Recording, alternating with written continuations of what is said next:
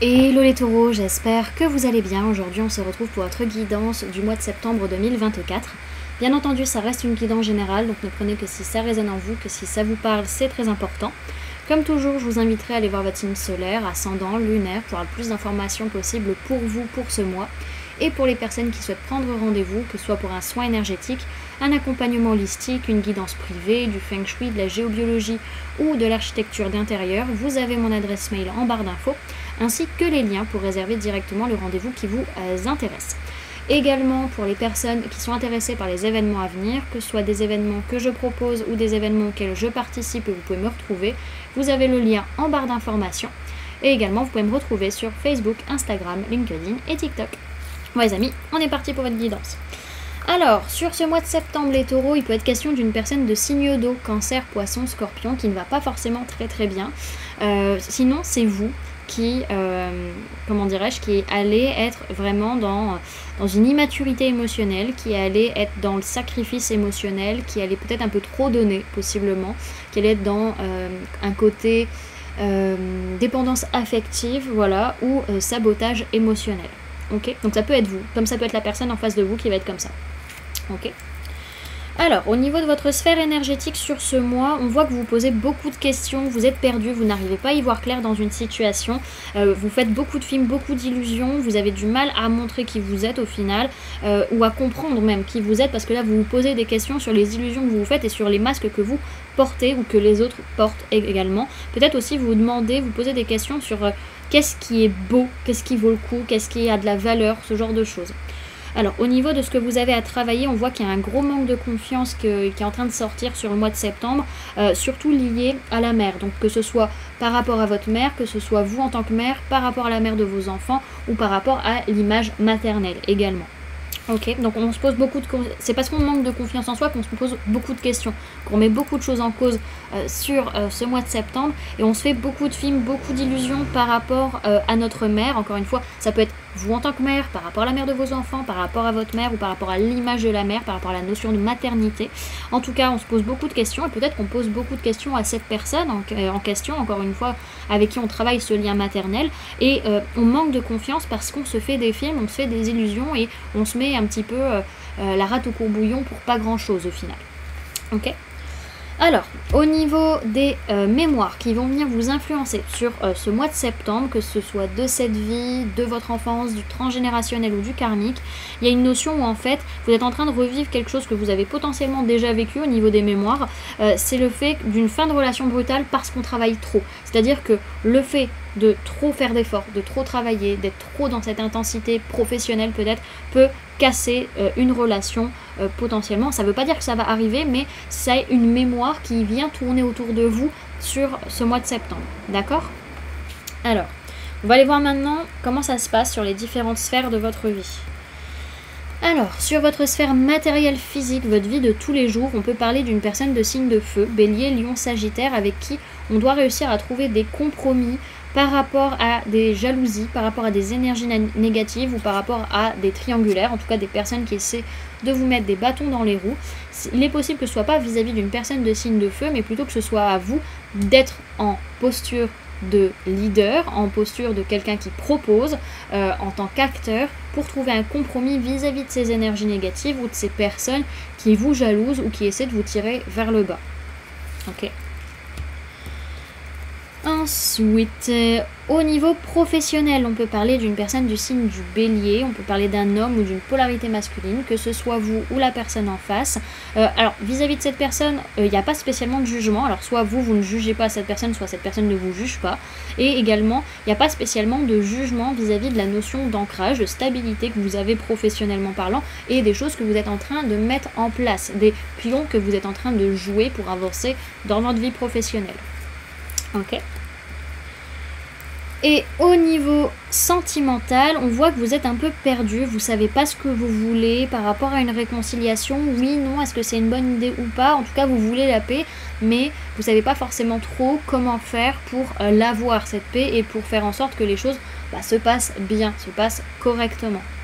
Ok, alors on va aller voir un petit peu un petit tirage à 4 tas, donc un tas par semaine pour voir comment ça va se passer, c'est le mois de septembre pour vous. Alors, Taureau, septembre 2024, s'il vous plaît, mes guides. Ok. Alors on voit que sur la première semaine, il peut y avoir des disputes, il peut y avoir des conflits, il peut y avoir pas mal de colère par rapport au fait d'être vu, par rapport au fait d'être acclamé, parce qu'on veut être acclamé, on veut être vu. Il y a une envie, il y a une passion, il y a une action, il y a quelque chose qui se réveille chez vous. Et on voit qu'il y a un feu intérieur sur la première semaine de septembre qu'il va falloir rééquilibrer, parce que derrière il peut y avoir une petite blessure de trahison ou d'injustice qui pointe le bout de son nez, et on va avoir besoin de changer notre façon d'être ou notre façon d'agir avant d'exploser et de risquer de trahir ou d'être injuste également. Ok. Alors, Taureau, septembre 2024. Ok.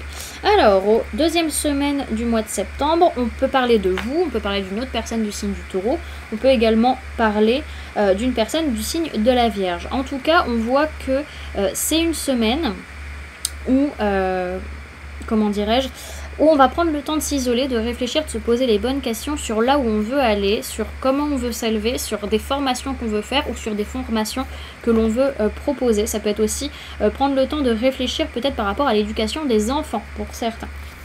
Ok. Alors, Taureau, septembre 2024, s'il vous plaît, mes guides.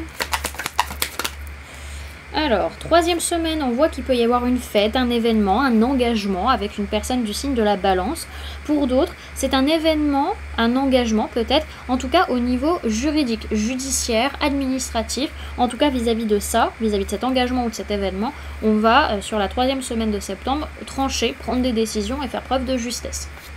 Ok. Et quatrième semaine, pour les taureaux, mois de septembre 2024... Ok, alors, dernière semaine de septembre, il est possible que vous ayez tendance à fuir, à pas prendre vos responsabilités, peut-être vis-à-vis de vous-même, ou vis-à-vis d'une autre personne de signe de terre, Taureau, Vierge, Capricorne. En tout cas, vous fuyez, ne prenez pas vos responsabilités, soit vis-à-vis de vos biens matériels, votre zone de confort, votre famille, votre corps, etc. Ou au contraire, vous vous cachez là-dedans, dans cette zone de confort, liée à votre habitat, liée à votre foyer, votre corps, etc. Ok ? Alors... derrière, ce qu'on voit pour ce mois de septembre, c'est qu'il y a des choses qui sont en préparation, qui sont en gestation, mais d'abord, il va falloir arrêter une façon de voir les choses, une façon de communiquer. Il va falloir vraiment clôturer un cycle pour pouvoir laisser place à la nouveauté. Il peut être question d'une femme ou d'une polarité féminine, que ce soit vous ou la personne en face, qui a besoin vraiment de tourner la page. Ok. Alors... pour ce mois de septembre, les amis, avec la voix des artisans de lumière, vous avez la carte graine d'étoile. Qu'est-ce qui vous éclaire? Donc on va aller la lire. Graine d'étoile. Elle est où? Je crois que celle-là, je n'ai pas souvent l'habitude de la voir. Elle saute pas souvent. Pour la trouver... graine d'étoile, 66. Alors... les graines d'étoiles sont des âmes ayant une double mission, élever leur propre conscience et la conscience de la planète. Ce sont de vieilles âmes qui se sont incarnées ailleurs au-delà de cette planète. De nombreuses graines d'étoiles arrivent sur Terre avec le sentiment que le temps presse et qu'il y a quelque chose qu'elles sont venues faire ou créer dans ce monde pour y contribuer. Si vous avez tiré cette carte, vous avez la confirmation que vous êtes une graine d'étoile et que vous êtes encouragé à répondre à l'appel, à suivre ce qui vous éclaire. Une fois éveillées, la plupart des graines d'étoiles ont du mal à exercer un emploi ou à avoir des conversations et des relations dénuées de sens. Elles savent de façon innée que la vie est plus vaste, qu'il existe quelque chose de plus, et se mettent alors au travail. Elles restent nerveuses tant qu'elles ne répondent pas à cet appel, qui est d'illuminer le monde de leur présence unique. Les graines d'étoiles sont dispersées sur toute la planète, dans les hôpitaux et les écoles, dans les bidonvilles, sur les scènes et dans les salles de montage. Dans les parcs et les discothèques, dans les taxis et les parcs à thème, de nombreuses graines d'étoiles passent une partie de leur vie à essayer de s'intégrer ou s'enferment dans une sorte de placard spirituel. Si vous tamisez votre lumière pour l'adapter, il est temps que vous arrêtiez, que vous commenciez à embrasser la lumière unique que vous êtes venu partager ici, et que vous considériez votre temps sur Terre comme une fête glorieuse. Travaillez votre lumière, qu'est-ce qui vous éclaire ? Voilà du coup les amis, ce que je pouvais vous donner comme information pour ce mois de septembre. J'espère que cette guidance vous aura plu, vous aura parlé, aura pu vous aider. N'hésitez pas à me dire en commentaire comment cette guidance résonne en vous par rapport à ce que vous vivez actuellement. N'hésitez pas également à laisser un j'aime si cette vidéo vous a plu, à la partager si vous le souhaitez, et à vous abonner si ce n'est pas déjà fait, en activant la petite cloche qui se trouve juste à côté pour ne louper aucune sortie de vidéo. Également, pour les personnes qui souhaitent donner un petit coup de pouce à la chaîne, vous pouvez laisser un merci, vous pouvez devenir membre en cliquant sur le bouton rejoindre, ou encore laisser un don via le lien PayPal que vous trouverez en barre d'informations. En attendant les amis, moi je vous remercie d'avoir cliqué sur cette vidéo, d'avoir pris ces quelques minutes avec moi, d'être resté jusqu'à la fin de la guidance. Et puis moi je vous fais du coup plein de gros bisous. Prenez bien soin de vous. À très bientôt. Bye!